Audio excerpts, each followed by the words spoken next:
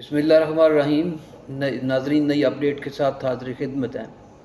آج کا دن انتہائی اہمیت کا عمل ہے۔ گورنمنٹ کے لیے ایک مرتبہ پھر ایک بڑا واضح جو چیلنج ہے وہ سامنے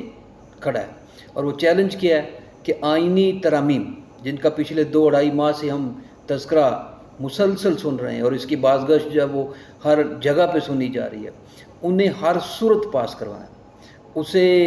سینٹ سے پاس کروائے، پہلے قومی اسمبلی سے پاس کروائے، یا جہاں سے بھی کروائے، ٹھیک ہے، جس جگہ سے بھی آغاز کرے، اس کے لیے ایک چیلنج بن چکا ہے، اور اب تک حکومت کو اس میں کوئی خاطر خواہ کامیابی نہیں مل سکی ہے۔ آج بھی رات گئے تک ملاقاتیں جاری رہیں۔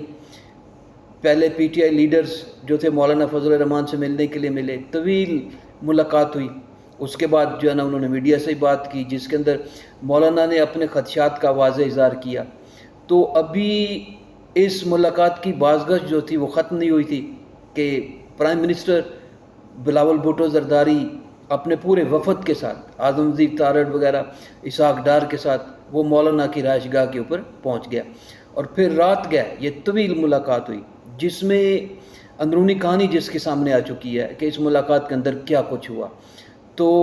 وہ اندرونی کہانی یہ بتاتی ہے کہ مولانا فضل الرحمان حکومت کی بات ماننے کے لیے بالکل بھی تیار دکھائی نہیں دیتے ہیں۔ انہوں نے اس کو ماننا تو دور کی بات، اس کو ریکگنائز کرنے سے ہی انکار کر دیا۔ اب انہوں نے واضح طور پہ یہ سٹانس اپنایا، پہلے تو وہ شاید آئینی ترامیم کی بات کر رہے تھے، لیکن اب انہوں نے یہ سٹانس اپنایا کہ جناب اگر آپ نے ایک طرف بات چیت کرنی ہے اور دوسری طرف دھونس دھاندلی اور کڈنیپنگ اور یہ سارا عمل بھی جاری رکھنا ہے، تو پھر بات کرنے کا کوئی فائدہ نہیں ہے۔ اگر ہمارے ساتھ بدماشی کی جائے گی تو پھر ہم بھی بدماشی کے اوپر اتر آئیں گے، اور جہاں سب جانتے ہیں کہ مولانا جو ہے نا وہ کتنے شدید اپوننٹ ثابت ہو سکتے ہیں۔ اس حوالے سے تمام کے تمام لوگ جو ہیں بخوبی آگاہ ہیں، یہ حکومت بھی جانتی ہے کہ وہ کتنا سخت رد عمل جو ہے وہ دے سکتے ہیں۔ تو انہوں نے جب پی ٹی آئی رہنماؤں سے ملاقات کی، اس کے بعد جب میڈیا سے گفتگو کی، تو اس خدشے کا بالکل واضح اظہار کیا، اور 2 ٹوک الفاظ اپنائے کہ اس چیز کو ایکسیپٹ نہیں کیا جائے گا، یہ جمہوریت نہیں ہے۔ اور جب انہوں نے پرائم منسٹر صاحب آدھی رات کو ملاقات کے لیے پہنچے اپنے پورے وفد کے ساتھ، بلاول بھٹو زرداری موجود تھے، اس ملاقات کے اندر بھی انہوں نے اس چیز کا نہ صرف شکوہ کیا، بلکہ انہوں نے 2 ٹوک الفاظ میں یہ موقف اپنایا اور یہ واضح کیا کہ ایک طرف تو ہمارے سے بات چیت کی جا رہی ہے، اور یہ کہا جا رہا ہے کہ ہمیں آئینی ترامیم کے اوپر سپورٹ چاہیے، وہ دی جائے، ٹھیک ہے، اس مسودے کو ایکسیپٹ کیا جائے، لیکن ہم اس مسودے کو پہلے بھی رد کر چکے، آئندہ بھی رد کریں گے، اور اس کو ایکسیپٹ کرنے کے لیے تیار نہیں ہے۔ حکومت کو جو ہم مسودہ پیش کر رہے ہیں اس کے اوپر سوچنا ہوگا، اس کے اوپر لائے عمل جب وہ اپنانا ہوگا، اس کے اوپر دیکھنا ہوگا کہ اس کے اندر کیا کچھ ہے۔ دوسرا انہوں نے ساتھ واضح کیا کہ جناب یہ جو آپ دھونس اور کڈنیپنگ کے ارکان اسمبلی کو ڈراؤ دھمکاؤ پریشر دو، وہ آپ دے رہے ہیں، اسٹیبلشمنٹ دے رہی ہے، کوئی اور دے رہا ہے، کسی بھی طرح سے ان کو مینج کرنے کی کوشش کی جا رہی ہے، یہ قابل قبول نہیں ہے۔ تو یہ دوہرا معیار جو ہے اس کو ہم ایکسیپٹ نہیں کرتے ہیں۔ تو یہ مولانا فضل الرحمان صاحب نے واضح طور پہ جو ہے نا موقف اپنایا، اور انہوں نے 2 ٹوک الفاظ میں جو ہے نا حکومت پر واضح کر دیا۔ تو اس کا مطلب یہ ہوا کہ اس ملاقات میں جس کامیابی کی خواہش تھی پرائم منسٹر کی، ان کو وہ کامیابی حاصل نہیں ہو سکی ہے۔ دن آج کا بہت اہم ہے، ٹھیک ہے، گورنمنٹ چاہے گی کہ ہر صورت جو ہے نا وہ آئینی ترامیم پاس ہوں، ان کو جو ہے نا وہ پی ٹی آئی کے ایم این اے ہوں جن کو الیکشن کمیشن نے ریکگنائز کی ہے یا نہیں کی ہے، ٹھیک ہے، جن کی 41 تعداد ہے، ان میں سے کچھ لوگ مل جائیں، کچھ جو ہے نا اس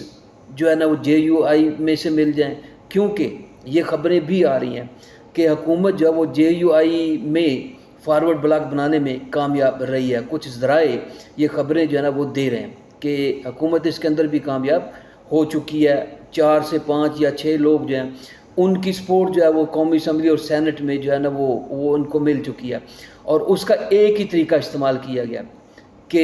ان کے گھر والوں کو اٹھا لو، بیٹیوں کو اٹھا لو، بیویوں کو اٹھا لو، ان کے اوپر دباؤ ڈالو، ان کے لاجز جو ہیں ان کے اوپر حملہ کرو، ان کے اوپر جو ہے نا وہ ایجنسیوں کے لوگ چڑھا دو یا دوسرے، یہ طریقہ استعمال کیا گیا۔ آفرز بھی پیش کی گئی ہیں،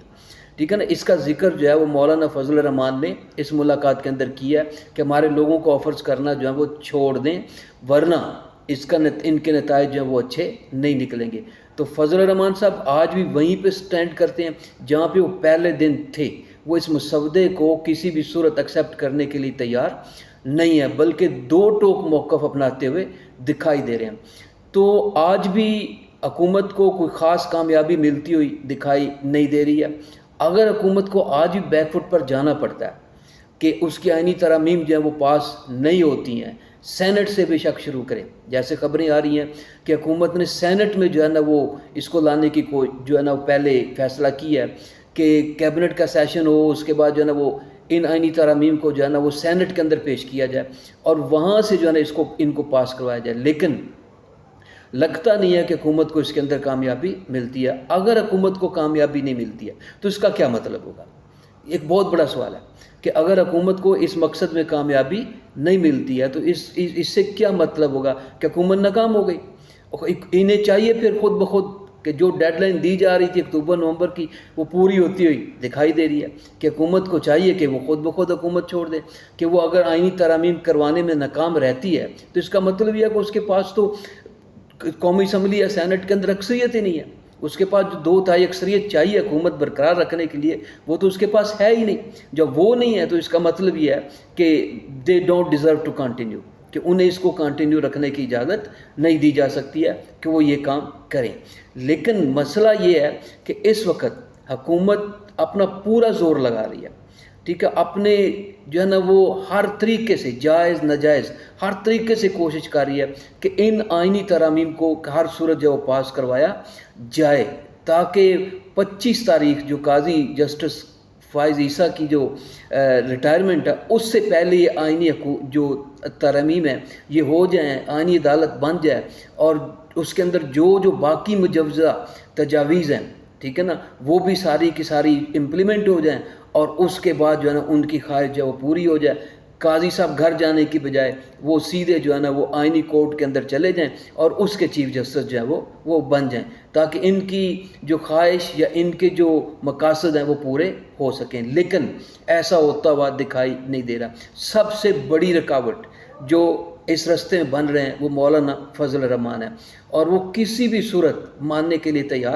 تیار دکھائی نہیں دے رہے ہیں. انہیں اب غصہ ہے کہ حکومت جو طریقہ استعمال کر رہی ہے کہ ایک طرف اٹھانے کا، پہلے تو صرف پی ٹی آئی شکایت کرتی تھی نا کہ ہمارے ارکان کو جو ہے نا وہ آفرز کی جا رہی ہیں، ان کو ڈرایا دھمکایا جا رہا ہے، ان کے گھر والوں کو اٹھایا جا رہا ہے، ان کی دوسرے اہل خانہ کو اٹھایا جا رہا ہے. لیکن اب فضل الرحمان نے بھی واضح طور پہ یہ پیغام دے دیا ہے کہ میرے ارکان کو آفرز بھی کی جا رہی ہیں اور ان کو ڈرایا دھمکایا بھی جا رہا ہے. اس کا ایک عملی ہم نے جو نمونہ تھا وہ پچھلے دنوں دیکھا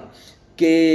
اختر مینگل صاحب کے جو لاجز تھے ان کے اوپر حملہ کیا گیا. ایجنسیوں کے لوگ پہنچے اور انہوں نے وہاں پہ اپنی جو ہے نا وہ صورتحال بنانے کی کوشش کی کہ ان کی خاتون سینیٹر جو ان کا بیان بھی سامنے آ چکا ہے کہ میں جو ہے نا انہوں نے روتے ہوئے یہ بات کی کہ مجھے مجبور ہو گئی ہوں کہ میں جو ہے نا وہ اس دباؤ کو برداشت نہیں لا سکتی اور میں آئینی ترامیم کے اوپر حکومت کو جو ہے نا وہ ہر صورت سپورٹ کروں گی، ان کو ووٹ جو ہے نا وہ دوں گی. تو اس سے آپ اندازہ لگا لیں کہ کیا صورتحال ہے. کیا اس طرح سے ترامیم لائی جاتی ہیں؟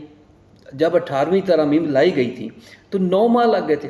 لیکن یہاں پہ حکومت کو اتنی جلد بازی ہے کہ اس کے بے شک پر جلیں یا پاؤں سڑیں اس کو پرواہ نہیں ہے. وہ چاہتی کہ ہر صورت 25 تاریخ سے پہلے جو اس کی خواہشات ہیں، اس سے پہلے کہ جسٹس منصور علی شاہ صاحب جو ہیں وہ چیف جسٹس کا عہدہ سنبھالیں اور وہ سارے اختیارات ان کے پاس آئیں اور وہ سپریم کورٹ کے معاملات کو سنبھالیں اور ان کی حکومت کو کوئی خطرہ لاحق ہو، اس سے پہلے وہ اپنا جو اقدام کرنا چاہتے ہیں اس کو کر سکیں. لیکن اس اہم دن کے اندر بھی انہیں کامیابی ملتی ہوئی دکھائی نہیں دے رہی ہے اور ایٹ دا اینڈ یہی سامنے آ رہا ہے کہ یہ کامیاب نہیں ہوں گے اور ان کو ناکامی ان کا مقدر بن چکی ہے. اگر ناکامی ان کا مقدر بنتی ہے تو پھر شہباز شریف کو، ان کے کمپینینز کو خود چاہیے کہ وہ از خود حکومت سے علیحدہ ہو جائیں. انہیں حکومت دیں جنہیں لوگوں نے الیکٹ کیا، جنہیں لوگوں نے ووٹ دیا، جنہیں لوگوں نے چاہا. تو چونکہ ڈیموکریسی اسی کا نام ہے، جمہوریت اسی چیز کا نام ہے، تو اس کا جو ہے نا وہ احترام کیا جانا چاہیے. تو آئینی ترامیم کا موجد کون بھی ہے؟ مثلا بلاول بھٹو کے حوالے سے کہا جاتا ہے کہ وہ شاید اس کے موجد ہیں اور وہی چاہتے ہیں کہ اس طرح کی آئینی ترامیم جو ہے نا وہ لائی جائیں، ان امینڈمنٹس کو لایا جائے، ہو ایور جو کوئی بھی ہے. لیکن مسئلہ یہ ہے کہ دوسری پارٹیاں اپوزیشن یا دوسری پارٹیاں جو وہ ساتھ دینے کے لیے